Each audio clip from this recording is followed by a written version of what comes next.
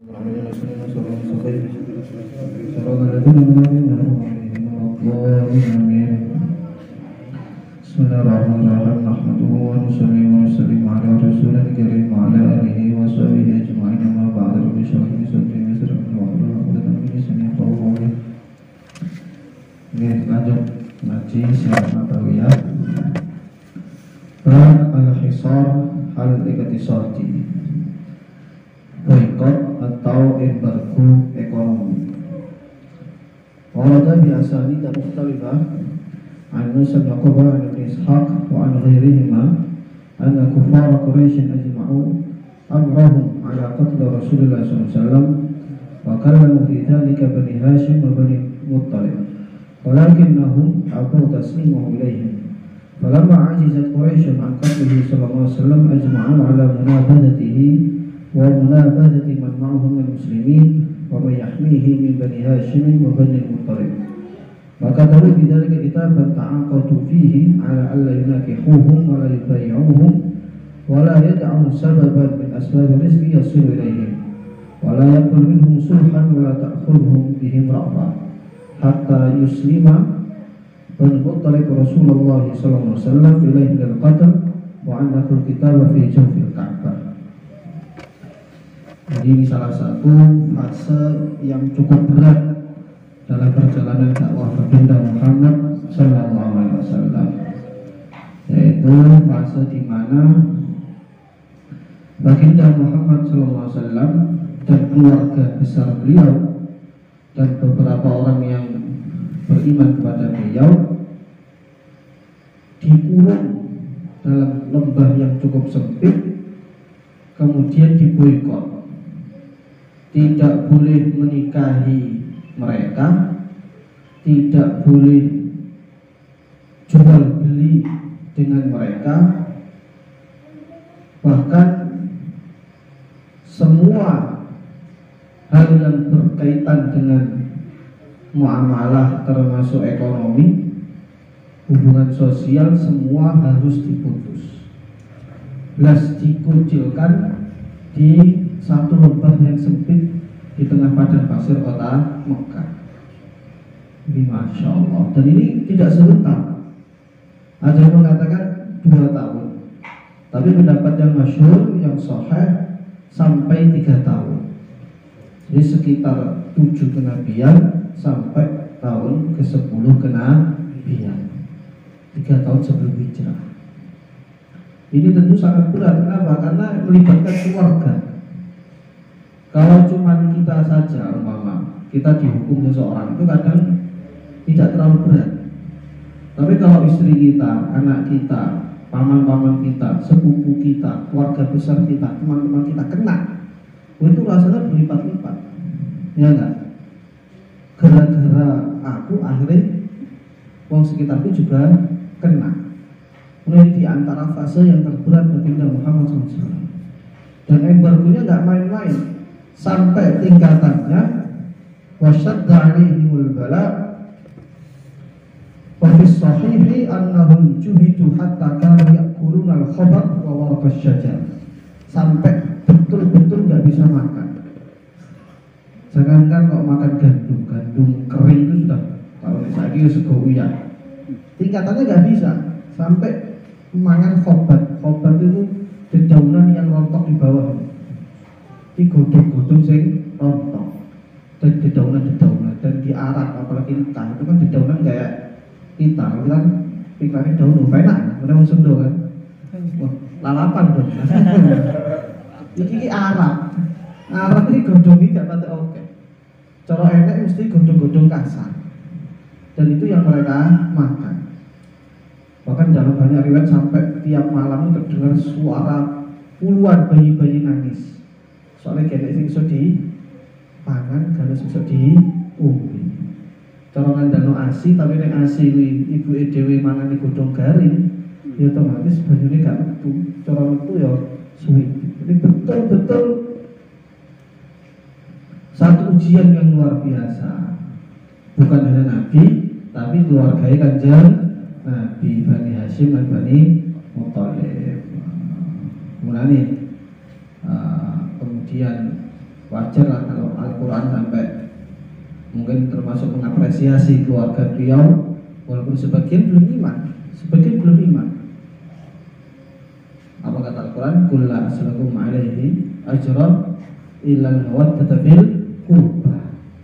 Omong Muhammad, aku ora njaluk apa-apa ning kowe, ora njaluk bayaran, ora njaluk jasa. Siji tak jaluk diantarane al-mawaddah fil qurba, seneng karo keluargaku. Karena keluarga di Kanjeng Nabi memang entek-entekan belo Kanjeng Nabi. Sampai wani orang mangan, orang ngombe, dikucilno ning tengah padang pasir selama bukan hanya seminggu, 2 minggu, sebulan, 2 bulan, 3 tahun. Nah, ini aduh delok cara udhiyah, rata-rata peneliti ben ya. Terus babahin entek-entekan mujahadah ben Kanjeng Nabi apa? Iso nyebarni Islam. Walaupun semuanya tidak semuanya iman, sebagian yang krono istilahnya tasuk atau krono hamiyah, krono fanatisme keluarga, tapi gak apa-apa, sebenarnya kan sing dibela Kanjeng Nabi. Nah kemudian setelah itu falamma kana ala ra'si thalathi sinina min badi hadzal hisar talawa qaumun min bani Qusay. Akhirnya setelah 3 tahun berakhir, ini sebetulnya nggak langsung berakhir gitu saja, nggak ada batas sebetulnya. Ini pengepungan atau embargo ini tidak ada limitnya aslinya, bukan kok kita embargo 3 tahun, enggak, selamanya aslinya. Cuman ya itu mau takdir Gusti Allah memang nggak sampai lebih dari 3 tahun. Pas 3 tahun terakhir, tahu-tahu surat yang dimana ditempel di Ka'bah tadi, surat bahwa semua bangsa Quraisy tidak boleh menikahi Bani Hashim, tidak boleh jual beli, andikan jual beli harus dengan harga yang berlipat-lipat tinggi. Kalau beras 1 kilo 10.000 jadi 1.000. Nah, tahu-tahu dimakan rakyat, entek tinggal sing tulisan ono Allah ini. Bismillah piye. Akhirnya ya entek. Terus setelah kemudian karena sudah habis, nah maka sebagian tokoh Quraisy wi saya tahu tak delok sakne. Ada tegomen ini kan isi keluarga sih dulu. Kok tega sekali kita membiarkan orang kelaparan sampai cah cilik-cilike mangan godhong, nangis berbengi. Nah, akhirnya sebagian mereka agak longgar hatinya. Akhirnya dilepaslah itu ini pelajaran sangat penting bahwa memang Islamnya dimulai dari proses perjuangan yang panjang. Jadi karena perjuangan ini kayaknya yang istilah instan ya.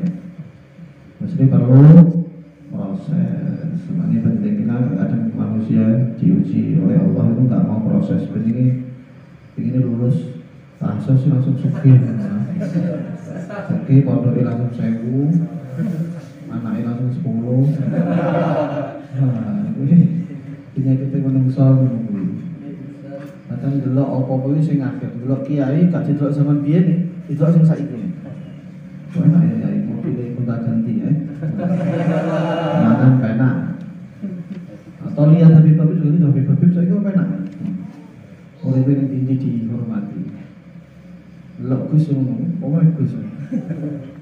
Pura-pura duwe akeh ngono.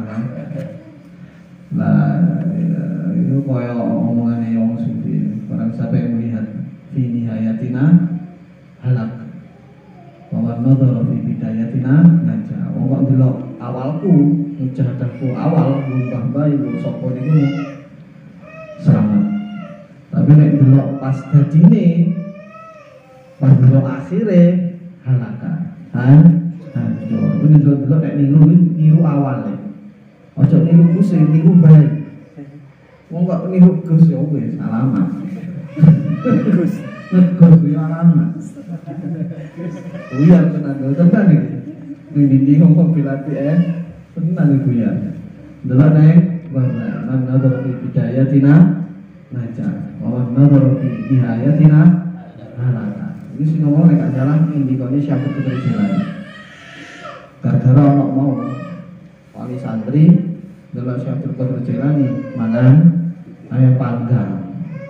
Lah santri ini mangan misalnya sego sayur. Akhirnya delok ya Allah, ya ini kok penakmu panggang. Lah kok iki santri koyo ngene iki adil iki. Timpangan sosial. Nah, akhirnya sama Syekh Abdul Jailani saya kok ngene. Pitik kum piye dilak, urip nang pitik. Nek anakmu saka aku ngene iki, gak apa-apa mangan enak. Nek anakmu gum saka aku, ojo atik mangan enak. Ada ngomong itu.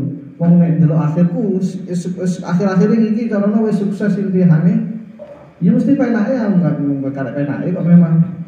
Tapi nek delok biyenku mujahadahi zaman biyen, nah itu baru selamat.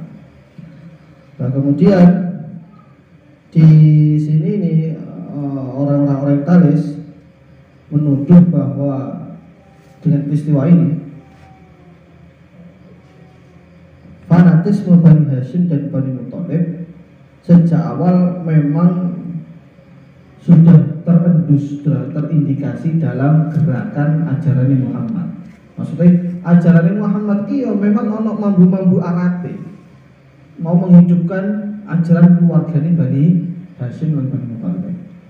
Lho nyatane pas anjing Nabi ate dipateni sing bela entek-entekan Bani Hashim dan Bani Muthalib jadi orientalis. Tapi ternyata tentu saja ini yang keliru besar. Jadi pembelaan semacam ini kalau kita lihat sejarah Arab ya memang hal yang biasa. Jadi orang Arab itu nek ono keluargane apa-apa mesti dibela. Tanpa melihat mabda, tanpa melihat prinsip ini piye guys, sekarang ngurus, penting keluarga. Kalau kasarannya saiki mbok iki wong PDI, mbok iki wong Golkar, mbok iki wong Jamaah Tabligh, wong iki Muhammadiyah, Salafi, penting nek keluarga kan tanggung jawab. Lah itu di antara kelebihan bangsa Arab. Nek maca sejarah Arab bisa nungguin, berarti tidak ada karena mereka setuju sama ajarannya Kanjeng Nabi Muhammad, tidak ada. Sebagian saja, sebagian besar ya enggak. Ya memang murni karena hubungan kerabat. Mulane nek oke kalau kita lihat bab jinayat itu kan ono umat ini di antara yang nanggungan akilahnya keluarga. Kok aneh. Jadi orang Arab ngono kuwi. Nek ono keluargane salah ya dibela, maksudnya bukan bela kesalahannya. Maksudnya dibantu untuk menebus hukuman. Inilah di antara kelebihannya bangsa Arab. Jadi orang Taris ya jadi ngerti nih, orang Arab kau yang ngomong, mana ya pura-pura goblok kayak. Akhirnya ngomong nek ada apa ya, yang terus hubung yaitu mau mengangkat ajarannya orang Arab. Soalnya nek memang Kanjeng Nabi itu ada misi semacam itu, tentu saja nggak ada yang nolak Bani Hashim bin Muthalib. Nyatanya banyak juga yang nolak, banyak yang nolak. Soalnya awal-awal rata-rata nolak. Kalau memang misinya sama ngapain ditolak? Harusnya didukung dari awal. Ini mereka bukan dukung. Sebenarnya mereka bukan dukung. Ya karena murni karena kekerabatan. Nih. Terus habis itu tujuan yang kedua melihat kehidupan baginda Muhammad SAW dan para sahabatnya yang susah dari awal, yang diikuti orang-orang miskin fuqara. Kemudian nggak lama setelah itu mungkin 30 tahun ya, 40 tahun Persia Romawi dituduhkan untuk umat Islam. Akhirnya umat Islam tadi sugih. Nah, jadi orientalis menunjukkan gerakan Muhammad itu murni gerakan ekonomi, gerakan materi. Istilah itu perlawanan kaum kiri melawan kanan, atau perlawanan kaum proletar melawan borjuis. Bahasanya wong sosialis komunis gitu. Jadi wong sosialis di Karl Marx ini keyakinan nek dunia ini diawali materi dan berubah itu karena materi. Dia kan gak percaya kalau sing goib-goib. Terus kalau menungso mesti apa ae berbuat karena materi. Karena duit, karena panganan dan lain sebagainya. Itu juga Islam ini juga sama katanya. Islam ini apa tadi jaya? Karena memang orientasinya atau tujuan itu memang materi. Makanya semelok wong miskin kepingin ekonominya meningkat, kepingin terangkat dari sosial yang bawah, akhirnya mereka melawan orang-orang kaya di Mekah, kemudian melawan orang kaya di Madinah, di Arab, Persia, Romawi, akhirnya mereka menang. Perlawanan kaum cilik menjatuhkan kaum besar, atau proletar menjatuhkan borjuis. Jadi ini wong komunis. Tentu saja ini tertolak. Kalau orang-orang miskin yang ikut baginda Muhammad SAW itu murni karena materi, mereka ingin berjuang dengan Nabi mendapatkan materinya, pun tidak pindah ke Medina. Lalu yang pindah ke Medina itu ninggal no tanah, ninggal no toko, ninggal no omah. Ya enggak? Mereka malah meninggalkan materi, enggak mungkin. Di konsep-konsep yang dicetus nih kalau Karmak itu kan orang yang memperjuangkan materi, ya tentu saja dia memegang materi juga. Piye materi ini gak ucul. Jadi para sahabat kan enggak. Justru materinya di Abdul bin Auf ini Mekah sugih, Mekah kere ini gak karu-karuan, kere wis gak ada apa-apa. Sepeser pun gak punya. Artinya utang terus apa selain boleh modal akhirnya disugi meneh. Ada mereka tuh meninggalkan materi. Lah adapun kenapa kok kebanyakan pengikut baginda Nabi SAW itu orang fakir dan miskin? Nah, kemarin sudah kita bahas.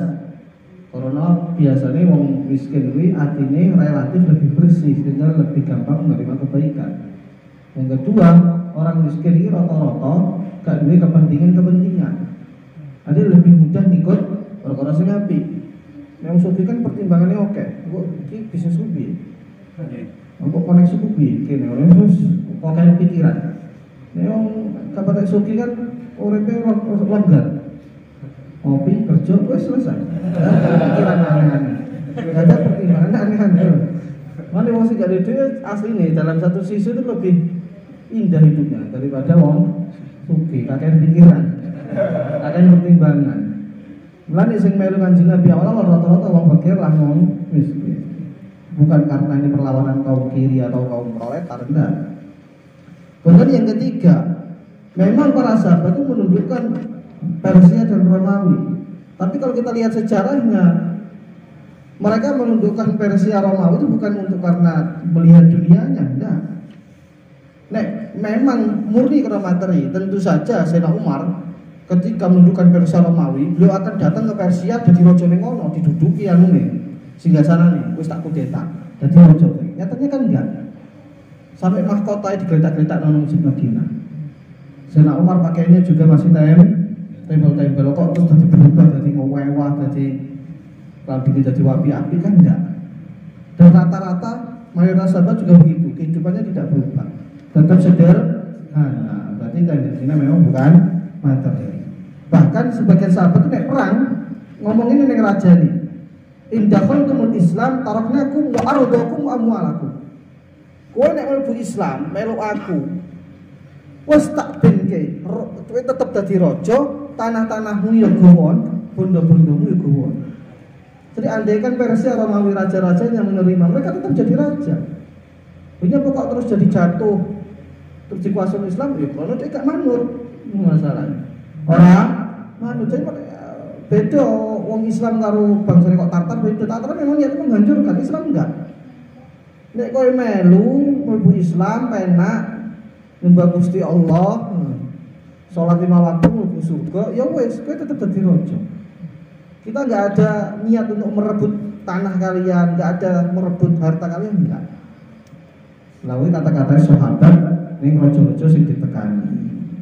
Nah, terus kenapa kok akhirnya Islam jadi jaya, kemudian jadi sugih, harta sampai dibuang-buang kuwi mono hanya sebagai tahqiqan lil qanunil ilahi.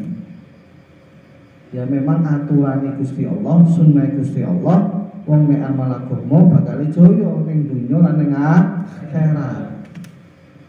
Akhirnya ya piye meneh terpaksa kaya kalau istilahnya gitu. Terpaksa jaya. Walaupun gak jaya nek amal agama tenanane ujung-ujunge jaya wis konon pangeran ngono kuwi. Iku jenenge sunnatullah lati qad khalat Walan tajid sunnatillah tabdila. Wa nuridu an namunna 'alal ladzina istud'ifu fil ard wa naj'alahum a'immatan wa naj'alahumul warithin. Bisa tak asline yo kapet seneng dadi raja terus muge gak enggak. Fokus taat Gusti Allah. Kemudian memang sudah mulai menunggu. Akhirnya pada secara mau ditentukan untuk para sahabat.